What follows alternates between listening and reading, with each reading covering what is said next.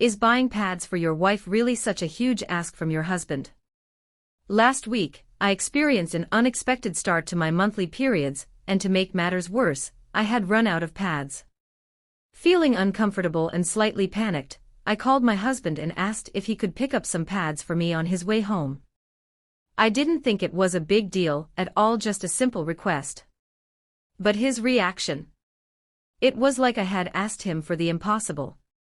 First, there was this long, awkward silence, followed by a heavy sigh. "Isn't there someone else who can get them for you?" he asked, clearly uncomfortable. I couldn't believe it. He sounded irritated, like I was asking for something ridiculous. I told him there wasn't anyone else, and that I really needed them. After what felt like forever, he finally said he'd do it, but not without another sigh and some mumbling under his breath. I waited and waited, but when he finally showed up, it wasn't with pads. He walked in carrying a whole bunch of groceries, milk, bread, snacks, but not the one thing I actually needed. "They were out of the ones you use," he said casually, avoiding eye contact like it was no big deal. I was stunned. Out of pads?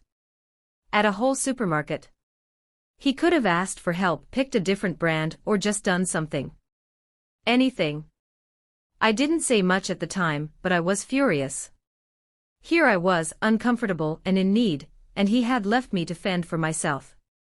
I ended up using small towels just to hold myself over and then, in my frustration, went out to get the pads myself. I felt so hurt and embarrassed, not because of my period, but because my own husband made something so basic seem like an insurmountable task.